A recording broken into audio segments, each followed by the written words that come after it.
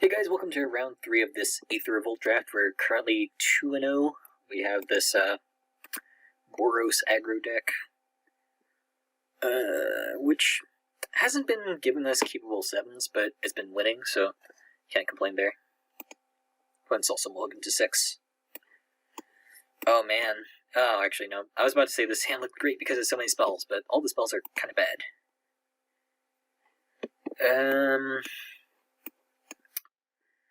Sand's not good, but I think it's better than going to 4. And we're on the draw, we have a scry, we might just hit runner of like land, 2-drop land.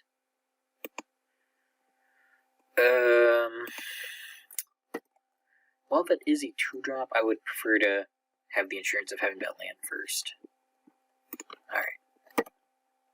Clearly a mistake to bottom that. No.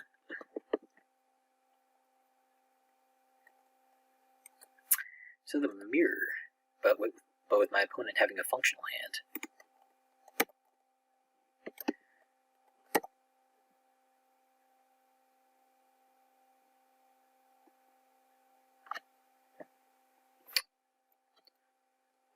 First blood, and still no land. Well, we mulligan to 5, so to be expected. Also, my opponent hasn't been playing anything. Maybe he just has a handful of removal.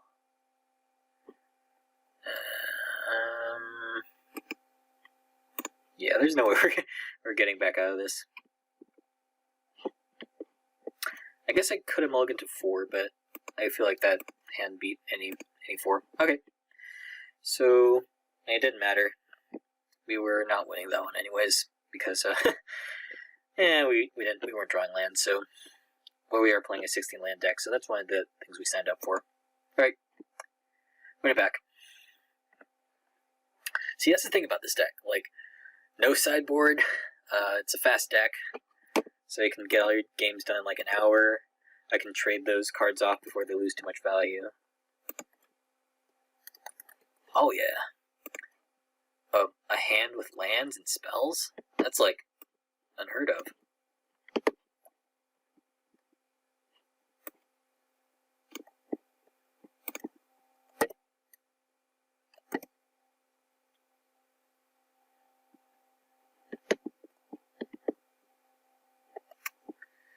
Alright, Adventurer's Goggles is pretty good.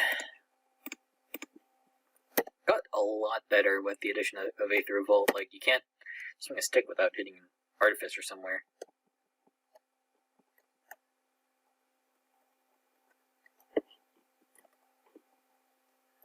I hope he doesn't have an Artificer now.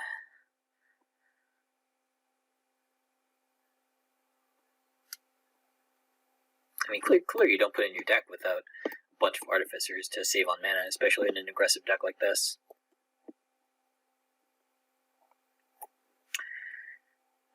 Karizev is not an Artificer.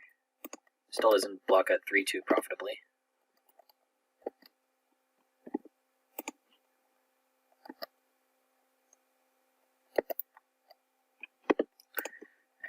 I think here we just play a Rebel here.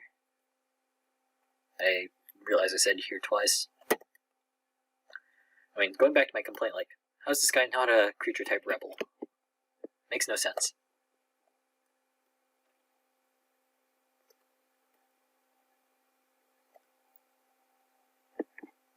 Like, it's called Frontline Rebel, and you even have space on the type line.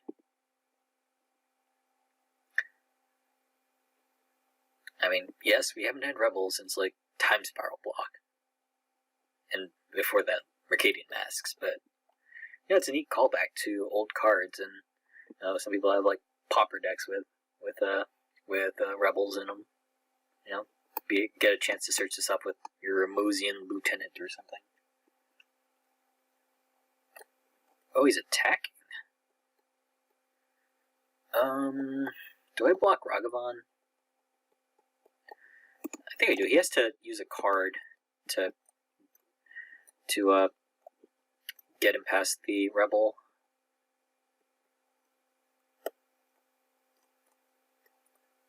Okay, fine by me. I'm probably going to...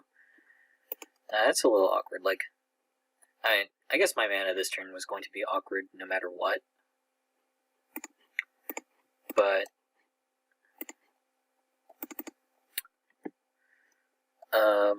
I do like the opportunity to get in this damage before he can equip with the goggles. And this allows me to have a clear attack for 6.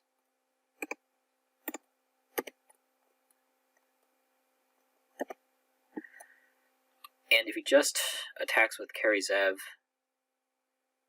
thinking, I mean, he probably won't, because why would you? What? I guess he has a blocker then.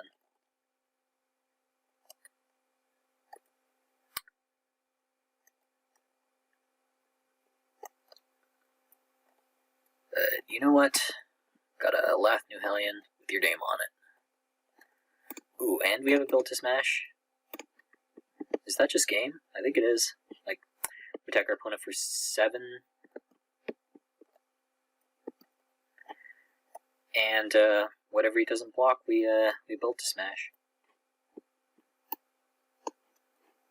Oh, I guess he could block there. Block the Hellion with the Inspector. Huh, oh no! Oh, we can get a counter here. Yeah, I don't need the Hellion past this turn.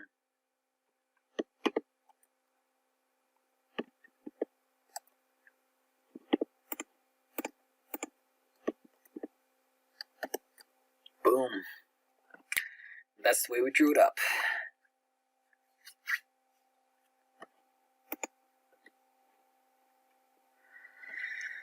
This matchup is kind of silly.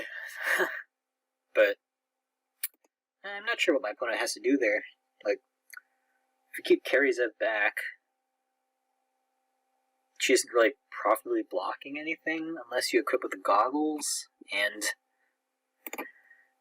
my opponent had other stuff to do with the mana, so I might have just been entirely correct.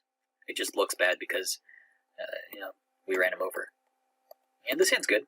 We have 2 2-drops, some 3-drops, including the best 3-drop in our deck.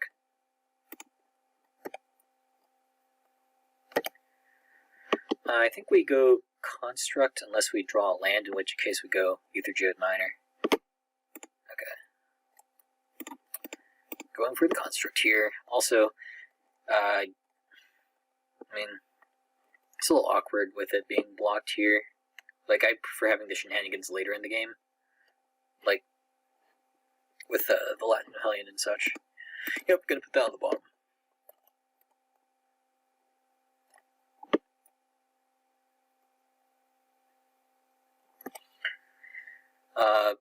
I would like to be able to just play a Frontline Rebel here. I think I do block, though.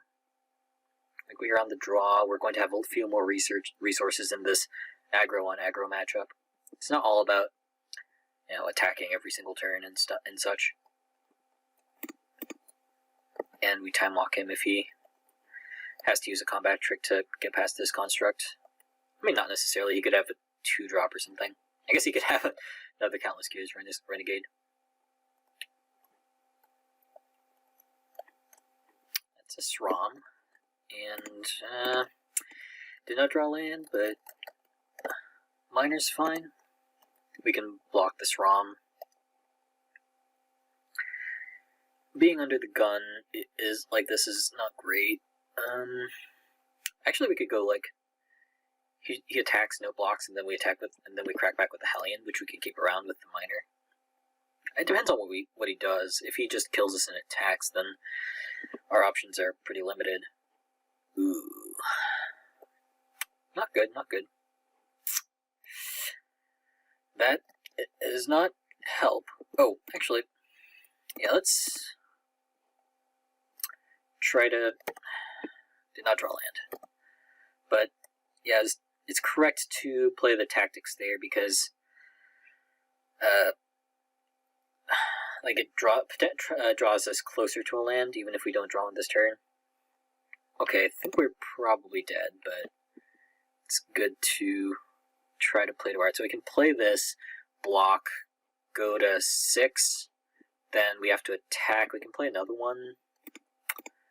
I mean, opponent's missing land drops, which is a bad sign, because that means all his other hands are I can't speak. Cards in hand are spells. I guess if he goes like Renegade Freighter, we can fragmentize it.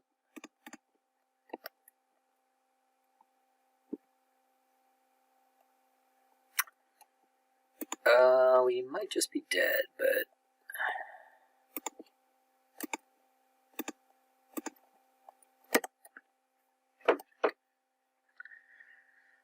you know, gotta play around the possibility that all his cards are awful in some way, though hardly likely.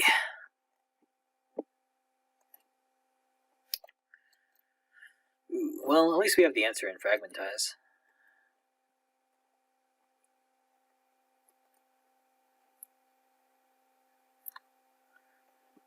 So he can't attack this turn. We can Fragmentize. He sacks it.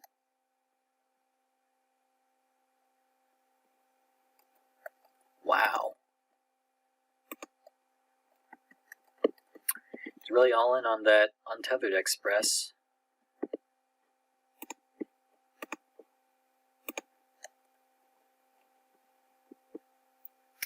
Oh wait, no, we're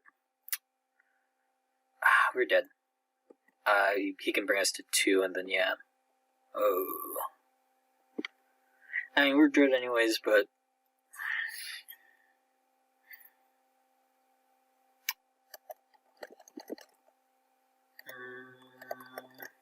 we could like just play the Infiltrator and then posture like we're able to do something. Yeah, has to attack.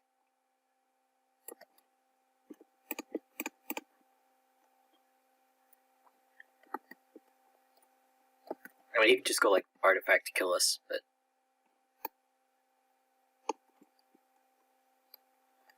you know, make him swing.